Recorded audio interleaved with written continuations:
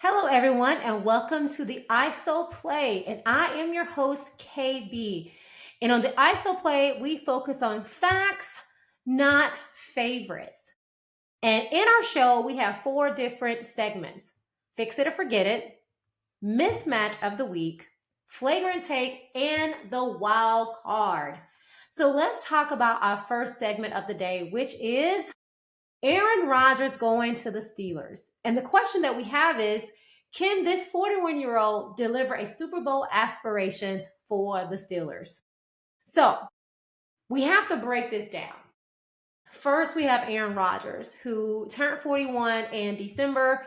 He's coming off and some people's estimates, a not great year in the Jets. But if you look at it, he was he was okay. He was okay. Now, was he his MVP type of performance? No, he was not. But was he terrible? Was he like the worst QB in the league? No.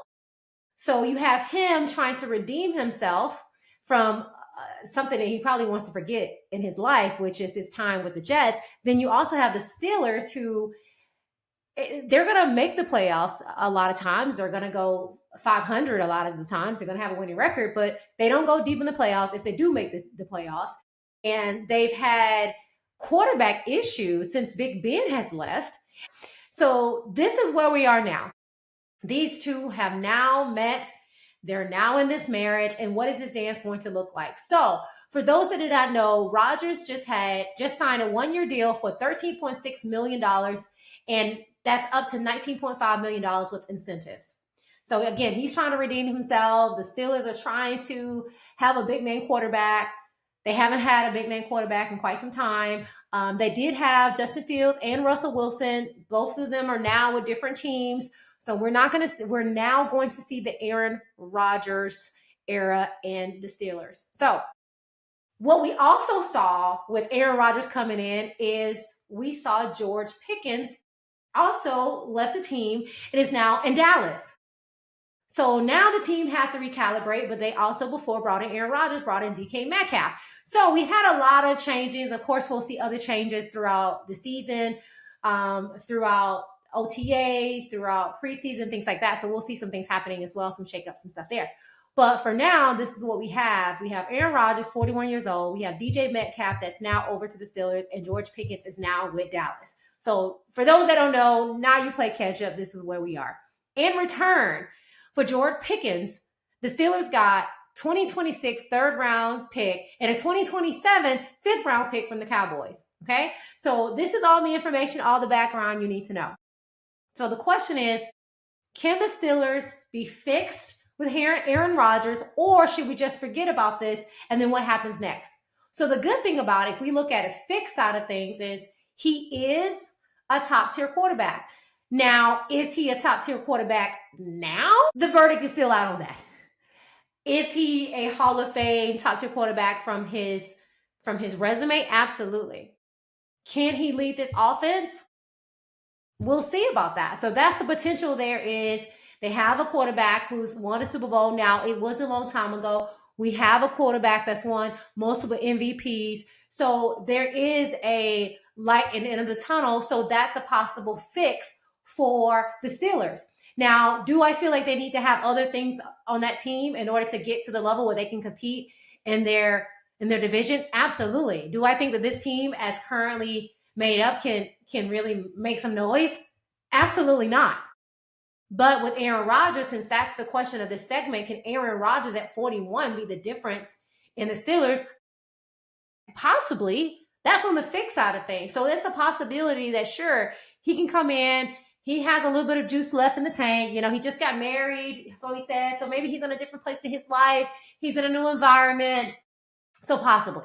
He seems like he's ready to come in, play, do the work that he needs to do in order to probably just kind of erase those 2 years with the Jets, because the Jets gave him everything he wanted. All the players he wanted surrounded him with everything that he asked for, and it was a complete disaster. Now, we can look at it from the forget point of view when we talk about this particular topic.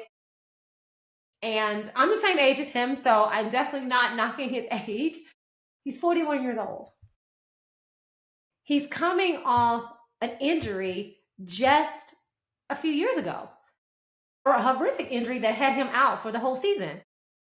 Now, that's the forget it part of it. He's 41 years old. He's turning 42 this calendar year. And everybody is not Tom Brady. So before people say, well, Tom Brady did it. Yes, Tom Brady was able to do some great things.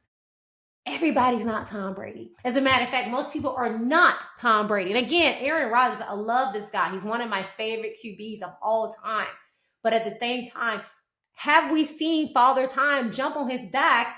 And have we seen Father Time win? The answer in the last 2 years is kind of sort of yes. So that's the forget it part of it, is that yes, in one vein, yes, he has multiple MVPs, he has championship pedigree, but on the other vein, he's still 41 years old. That's not changing.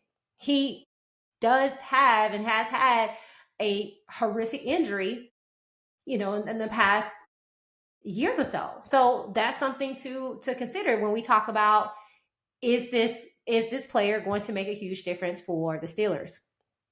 Now, I also want to look at some projections for 2025. And ESPN's Mike Clay did some projections on what Aaron Rodgers is projected to produce. Now, this can also help you for those fantasy leaguers as well. Looking at some of this, now we are going to have an episode on fantasy league, but just keep this in the back of your mind. These are some things you want to consider for that too.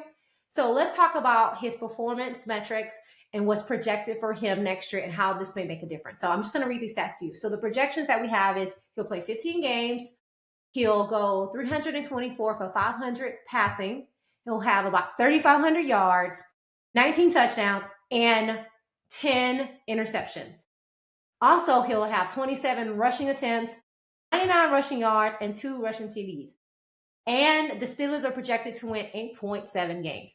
This is the projection that Mike Clay has for Aaron Rodgers in the wins, 8.7 for Aaron Rodgers when he plays. This is what we're looking at, right? And we're also saying those metrics are also based on his age, also based on his injuries, and this is what we're projecting to have. So, of course, it's either going to be higher or lower or right around that amount. Now, let's look at his 2024 stats. I'm going to read those to you as well. So he had nearly 3,900 yards, 28 touchdowns, 11 interceptions, a 90.5 rating, which was tied for 8th. And he was 25th in QBR, which also is a glaring number as well. So again, we can look at these numbers. We can project whether or not that's going to make a difference, whether or not he's going to make a difference for the team. Now, the team has been performing and having a winning record even with subpar quarterbacks. So my expectation, if I'm a Steelers fan, is that we brought you in. We are relying on you. We're putting our chips on the table for you as a QB for this year. So my expectation is don't have us have the same record we had last year when we had Russell Wilson and we had Justin Fields. I mean, we could have kept them for that. Or we can have Mason Rudolph or whatever for that. For what we expect of you to have, we want to see us compete. We want to see us improve. Now, again, this is what I would think if I'm a Steelers fan, in case something happens. But do you really want to have Mason Rudolph as your starter? We've already seen this. So do we want to go back to that? This is the risk you take. Now, they can go again in the draft next year. There's always the future when it comes to that. But what is the expectation for the upcoming season? And the last question that we want to ask is, can they compete against the other QBs in their division? That's the question. You're going to have to compete with all these other dynamic, top-notch quarterbacks just to get into the playoffs. Is he going to be able to help produce that? So if I have to give my verdict, and I always give my verdict at the end, whether I believe it's fixable or the Steelers fixable with a 41-year-old quarterback, or should we just say forget it and say, hey, this is going to be yet another average season, winning season, but barely getting into the playoffs, or we're not going to make it. So here's my verdict. Is it fixable with Aaron Rodgers, or should we forget it? This is really tough. Wow, this is really tough. This is really tough. Oh my goodness. And again, I said I don't do favorites. This is just about facts, and the facts, at least the numbers and the stats that I see, along with the facts of how he performed with the Jets. This is really hard for me. Oh man. Okay. So, drum roll. Okay. Aaron Rodgers, can he make the Steelers better and fix them, or should we forget it? It hurts me to say, but I think I'm going to forget it for this one. I do think that injuries, his age, I'm also a little bit concerned with locker room. And of course, we know that's part of the reason why, and other reasons, George Pickens was out. There were some issues there as well in the locker room, but I don't know. I just don't know. So I'm going to go and forget it. I hope I'm wrong. Like, for me loving Aaron Rodgers, and I do like the Steelers. My dad loves the Steelers for that reason. I hope I'm wrong, but I just feel that this is going to be a forget it. And I just don't think that Aaron Rodgers at 41 trying to redeem himself is going to really make that significant of an impact in Pittsburgh. But again, I hope I'm wrong. Hope I'm wrong. So our next topic is our mismatch of the week. So this one is really exciting to me because, and well, I guess, let me just tell you what it is and you'll see why it's exciting me. So this topic is about Sophie Cunningham and Marina Mabrey. And it's not about the size of them being a mismatch. It's more so if the enforcer energy, is it good to have this enforcer energy, or is it getting over out of hand and is over the line? So the mismatch is, are we looking at this as it's over the line, or is it good?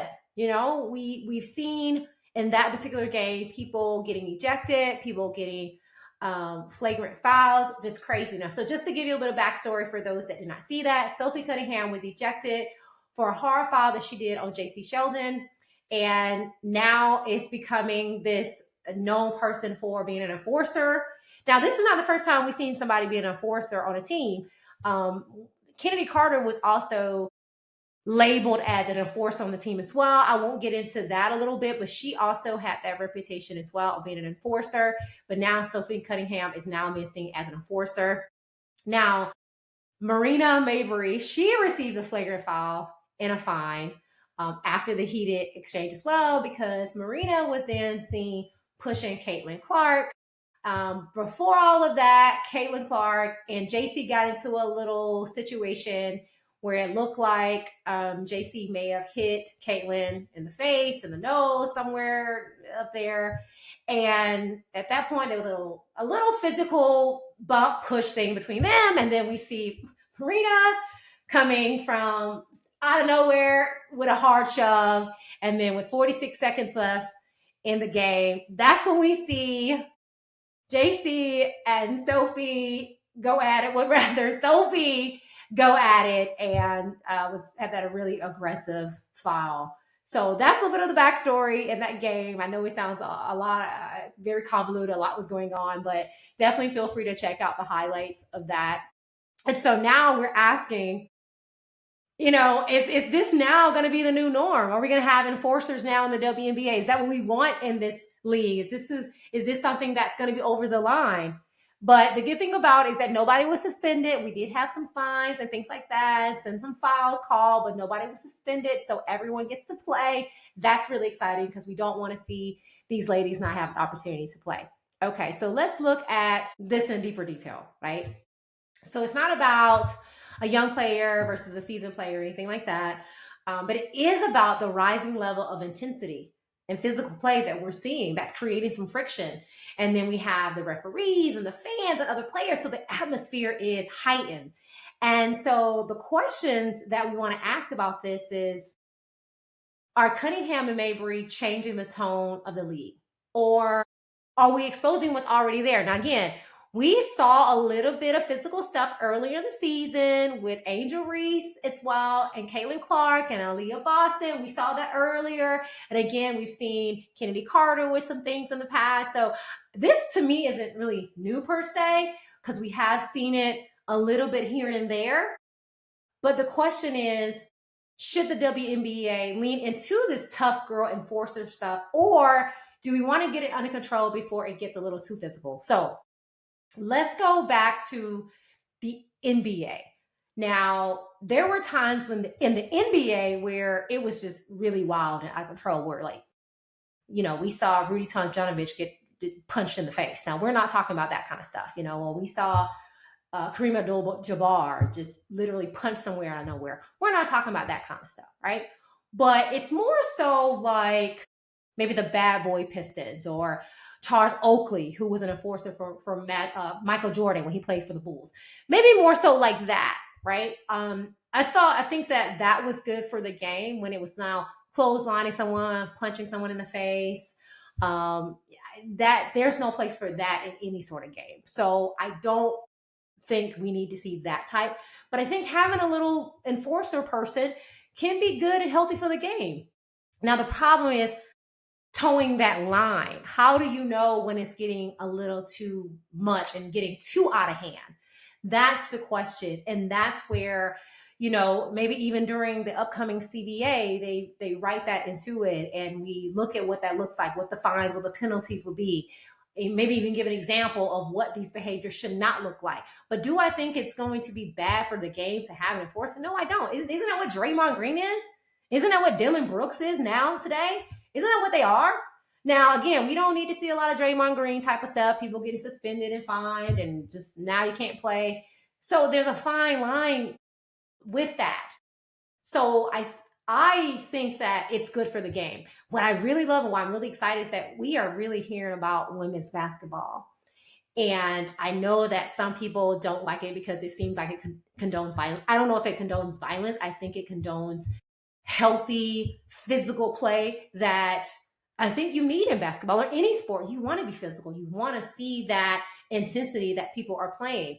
So I think if we, again, find the fine line, don't cross that fine line, I think it could be really good with that for the WNBA. Now, what I think is unfair and can be unfair is when you are seen as a villain and people treat you badly because of it. Now, this is where I see, and again, I'm not condoning a lot of what Kennedy Carter has done, but I think that it becomes like that. It becomes that everybody, thinks you're really bad and now you're toxic, nobody want to touch you and stuff like that. And I think we have to be careful with that.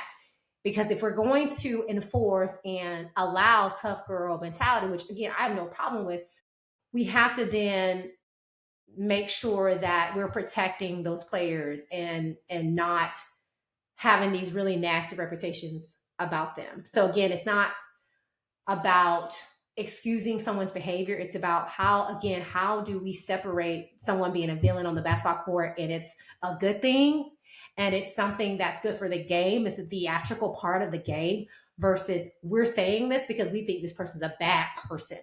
Because that's when I think that you cross the line is you're trying to now make it be a part of their character.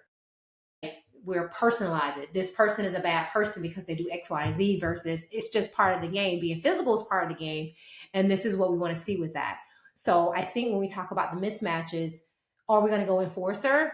Is that okay for our game, for the WNBA? Or are we just going to say, hey, we want no parts of any of that?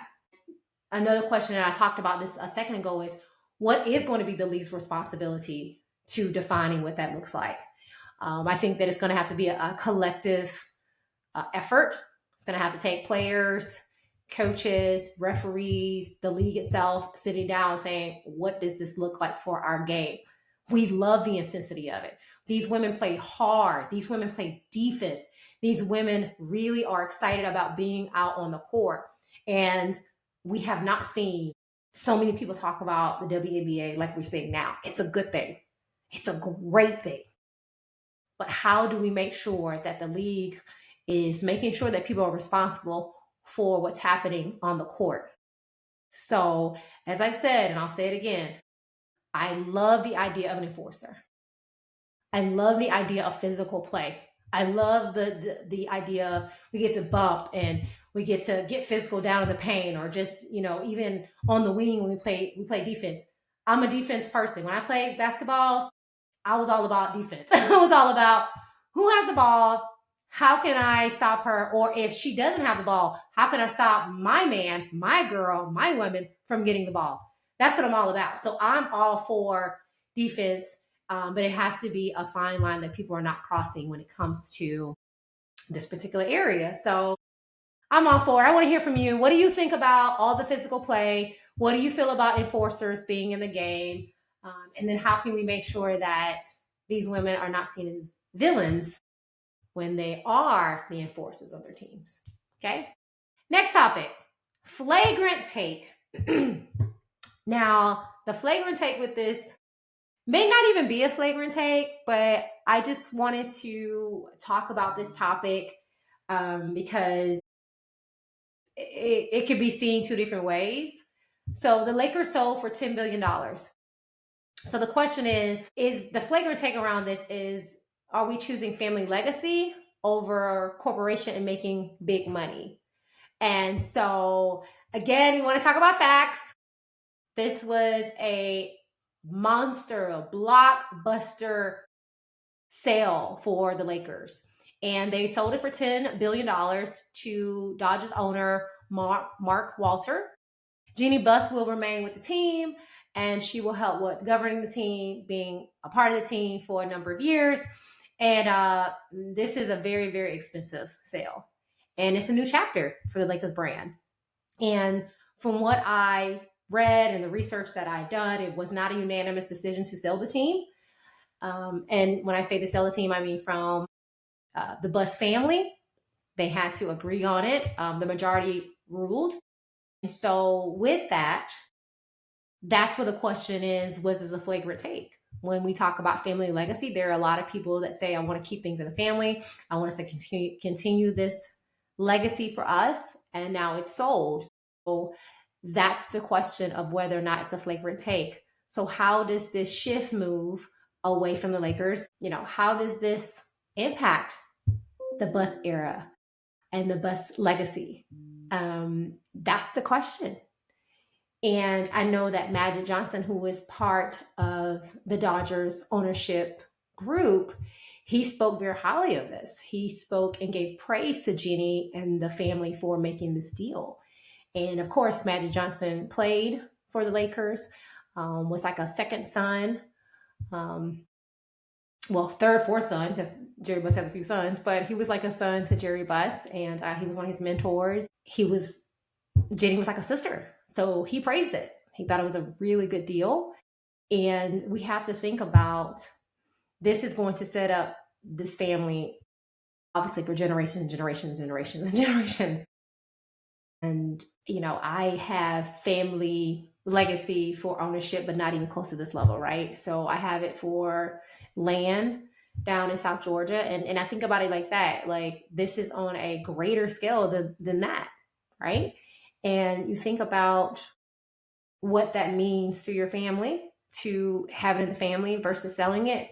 And so, even on my small scale of that in my family, it's kind of hard because there are times where you're like, hey, we got to go get money. Why not make money? Why not do this? But then you also say, hey, we're giving up a part of our family legacy when we do this. So it's a very tough decision. I think that the sale was financially great for them and the family, and they're definitely going to be able to benefit from this, like I said, from generation to generation. So congratulations to the family. My idea of this is, hey, I love Jeannie Buss. I love the show that's inspired by her, and again, congratulations to the family on that. Now, some of the things that we do want to look at is, what does this mean for the Lakers team going forward? You have Luka that's now going to be the face of the franchise. Of course, LeBron is headed out. And we talked about Aaron Rodgers earlier. LeBron will be 41 in December. So he'll be on that same trajectory as Aaron Rodgers. But now there's going to be a changing of the guard, and we're going to see Luka now as the face of the Lakers. What does that mean now for the new ownership team as well? What are you going to see the synergy between a lot of the other teams that he owns? Are we going to see any arena upgrades? Now, as we mentioned earlier, that the owner also owns the Dodgers, and we've seen the success over the last 10, 12 years that the Dodgers have had with him as owner. Will we see that now with the Lakers? We see them now have a resurgence and become the big dog, if you will, in the NBA again. Will they spend whatever cap room they have to get the right people in there to get the championships? We're going to see a lot of that. So Walter also has a huge empire with other teams that he owns. And so, will there be a change, a culture change? And what would that culture change look like? And how does that culture change impact the organization as a whole as well? So, a lot of questions that we want to ask for this. What's the pressure look like for the owner to make a change or to see some improvements or so on and so forth? What is that going to look like? Now, we've heard a lot of scrutiny around the Lakers and their roster and the disappointment of last year. Of course, the trade with Anthony Davis and Luka Doncic and what that looks like. And so I'll be curious and I'm excited. I'm not a Lakers fan. I will say that I'm not a Lakers fan. I am a Luka fan. Luka is my favorite basketball player right now. Love Luka. But I'm excited to see what this looks like for this team. And like I said, as far as flagrant take of selling and not selling, I get it. Family versus making the money you want to make. It just really depends on how you see it. But at the end of the day, congratulations to them and all the work they put into it. They were able to get a huge financial gain from the sale. And again, the next question is, what does this impact look like for the Lakers? And what changes will we see? And will those changes happen quickly with the new ownerships? Again, we'll get to see what the Lakers look like and how this is going to change them. All right, let's get into the final segment of the day, which is the wild card. And the wild card is a topic that it can be on anything. And so I decided to talk about track and field, which is probably my favorite sport. And of course, doesn't really get a lot of attention until we get to the Olympics. But I did want to talk about that. And that's about Michael Johnson's Grand Slam League and how he had to cancel his LA stop of this. So the question is it a pilot with promise or was it a pitfall? And I was just very excited to see Michael Johnson create this. It was supposed to rival the Diamond League that's been around for forever. And so there were supposed to be 4 different events that happened throughout the year. And we only saw 3 of them. So Kingston, Jamaica happened. Miami did happen and Philly happened. And we were able to see elite athletes like Sydney McLaughlin-Lerone and others take home huge purses. $300,000, $400,000, $100,000 take home huge purses for this. And so if you don't know much about track and field, a lot of them don't make the big salaries that you see in other sports. So this is why they run a lot of races. So if you don't run, you don't make money. Michael Johnson wanted to create an opportunity for track athletes to make money, get more exposure, which is a great thing because he himself, professional athlete, Olympic gold medalist, understands what it's like to be a professional track runner. Now, we did see the LA stop get canceled. And this was due to low ticket sales, sponsors pulling out, and Johnson stated that this was a pilot season, which we see in any business, right? You have year one, you want to see how it goes before you decide to move forward or see what other changes you need to make. And he says that they plan to come back stronger next year and even want to possibly add some European stops as well. So there's been just a lot of speculations. I even heard Noah Lyles talk about this, who was actually not a part of this. He talked about why he didn't do it. Had to do with contracts, how much he's getting paid, revenue sharing, all these things that he talked about. I want to say it was on Cam Newton's show and podcast. So if you want to check that out, please check out what Noah Lyles said as far as why he did not participate in it. So the thing about this is, was this a success or a failure? I think it was a success. We've all been in business, right? Things don't always pan out the way that they should. It's just that Michael Johnson's is right here for the public to see. But everyone has issues in their business, whether sponsorships pull out, people don't attend, maybe runners get hurt. We also heard criticism about the broadcasting. in the interviewing and things like that. All those things can be fixed. So I think that it was a win to go out and do that. I thought it was very ambitious of him to do that. And I'm excited to see what type of changes he makes for 2026. Maybe he gets new sponsors, new locations. He had a lot of good athlete buy-in from a lot of top athletes. So that is really good to see. How does this fit into the rest of their running schedule? The logistic side of that, we got to look at that, how that's impacting stuff. But we did see a lot of top athletes from both sides and women compete in the Grand Slam. So that was a good thing as well. And how do we get more broadcasting deals? How do you get more sponsorship interest to be able to sustain pro athletes? Now, Noah Lyles did say and shared, has been very vocal about getting track and field more visibility, because it doesn't, like other sports, it just doesn't. He talked about how there is no professional league. Like you see the National Basketball Association, the NFL also being a football league, right? Track doesn't have that. So a lot of these people are just independently trying to make money, trying to run these races. So that's also a disadvantage for track and field as well. And of course, we know that Michael Johnson has the trust factor. We know who he is. We know that name. We know his brand. He is credible. He is able to create the momentum. So hopefully we will see the Grand Slam come back, and it will be bigger and better. And I'll just say, Michael Johnson, if you're out there, you need a broadcaster, please. If you need someone to do your sideline reporting and interviewing, please call me. I've done track and field. Okay. I am your girl. So just call me, right? DM me. Let me know. Email me, Michael Johnson. I got you, right? We at least can take care of that side, right? I'll interview the people for you. I got you. So again, these were our 4 topics. We ended with the wild card. We talked about the Grand Slam track league and whether or not it was a promise or a pitfall. I said, based on the facts and what I've seen, that it is definitely has some promise and it will get better. And I feel good about that. And then prior to that, we talked about the flagrant take, whether it's about family legacy or about making the big dollar. I say it's both. Family legacy is great. You build it so that you can leave something behind for your kids. And I think Jerry Buss did a great job leaving things behind for his kids and his grandkids. And now it's time for them to benefit from the fruit of their labor. And I'm all for it.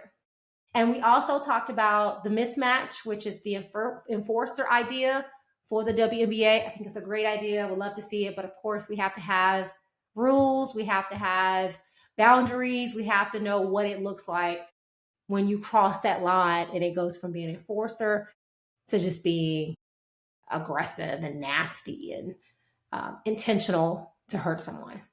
And the first topic was about Aaron Rodgers and the Steelers and fix it and forget it. And I said, and it hurt my heart to say, that I'm going to forget it. And the Steelers will not have much success with the 41-year-old quarterback in Aaron Rodgers. So thank you all again for attending the ISO Play. I am your host, KB, and this was brought to you by KB Sports Media. And I look forward to seeing you all when we talk about the next Forget It or Fix It, the mismatch of the week, the wild card, and the flagrant take.